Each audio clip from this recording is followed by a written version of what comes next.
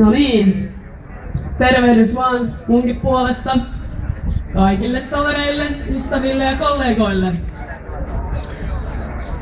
Mietin kovasti tuossa mennä viikolla, että minkä tyyppistä musiikkiartistia tähän alkuun lainaisin. Vaihtoehtoja tähän on monia, mutta sitten vasta eilen kun tuolta duunista itse lähdin, niin siinä itse leimatessani ulos se välähti minulle. Olen kyllästynyt fleksiin, heitän sen asfalttiin, potkin palaset viemäriin, juoksen vapaana kaupunkiin. Näin siis tamperelainen reggae dancehall-artisti Lord Est on asian laittanut uudessa biisissään. Tahtoisin muutamia syitä sanoa, minkä takia yleensä ja nykyään nuoret duunarit haluaa tämän kyseisen kellokorttilaitteen sinne asfalttiin potkia. Ihan ensimmäisenä tietenkin yleisesti työn riittämättömyys. Se, että kun ensimmäistä kertaa mennään sinne työpaikkaan ja eteen läväytetään jopa viikonkin mittaisia työsopimuksia. Siinä on hyvin hatarat pohjat sille, että nuori pystyy omaa tulevaisuuttaan jollain tavalla suunnittelemaan. Määräaikaisena roikotetaan, epätietoisuus kasvaa, ei pystytä pohtimaan elämään eteenpäin. Myös pompottelua tapahtuu paljon työnantajien kontolta. Esimerkkinä voisin sanoa, viime aikoina Tampereen keskustassa on paljon pyhäpäiviä laitettu tämmöisiksi shopping-tapahtumiksi. Kaikkihan tiedetään, minkä ikäistä henkilöä keskustassakin vaateliikkeissä on töissä. Siinä on hyvin hankala alkaa sanomaan, että tahtoisin pitää tämän lakisääteisen vapaapäiväni, kun kauppa onkin päätetty pitää auki. Siinä luultavasti ei enää seuraavassa vaiheessa jatku työsopimus, mikäli siitä kieltäytyy. Muita syitä, miksi kellokorttilaite halutaan potkia asfalttiin, on huonot edut.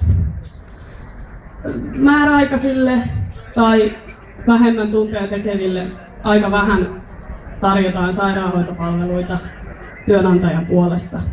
Ja vielä kun Tampereen kaupunki kaiken aikaa huonontaa näitä palveluita, niin siinä useat nuoret lähtevät sairaana töihin. Omasta työstä saatava palaute on myöskin yhtenä. Hienoja järjestelmiä on luotu, millä voidaan työuupumusta estää, mutta monet tietää, että nämä ei käytännössä toimi. Nuoria kytätään, niiden työtä vähätellään ja varsinkin epäasiallisia kommentteja paljon kuulee työnantajien puolelta. Jopa niinkin, että erään yrittäjien järjestön kommenteista on kuultu, että nuoret eivät osaa sopeutua työelämään. Kaikki, jotka ovat olleet työelämässä, tietävät, että tämä ei ole millään tavalla ikäkysymys.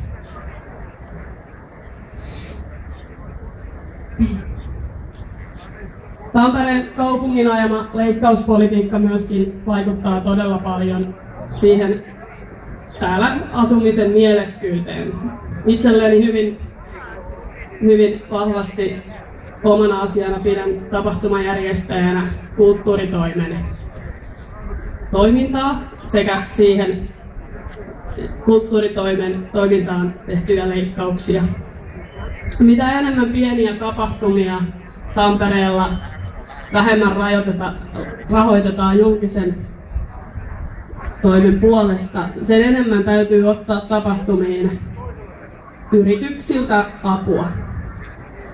Kaikkihan menee hyvin siihen asti, kun yritykset, jotka tulevat sponsoroimaan, ovat pienyrittäjiä, usein nuoria. Mutta mikäli kulttuuritoimen tuki näiltä tapahtumilta lähtee, niin siinä vaiheessa järjestäjät joutuvat kysymään rahaa ylikansallisilta yrityksiltä. Tämä vaikuttaa ihan suoraan siihen kulttuuriantiin, mitä tapahtumissa saadaan.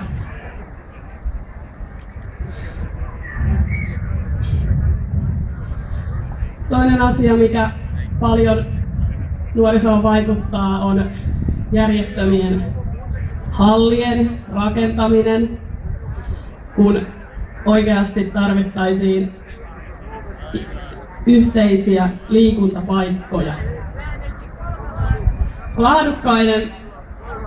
Laadukkaiden yhteisten liikuntapaikkojen rakentaminen palvelee paljon paremmin tamperelaisia nuoria kuin isojen yritysten edustustilat keskustassa.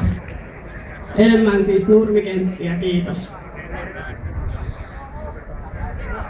Lisäksi tähän loppuun haluaisin muistuttaa kaikkia nuoria, että asiat eivät muutu sillä, että pelkästään valitetaan ja ollaan tekemättä mitään. Ja syksyllä on tulossa kunnallisvaalit ja kehotankin nyt kaikkia nuoria lähtemään ehdolle, ketkä millään tavalla haluavat asioita muuttaa Tampereella. Lähtekää ehdolle, nuoret toverit ja ystävät ja kollegatkin mielellään. Kiitoksia ja oikein hyvää vappua kaikille. Hyvä.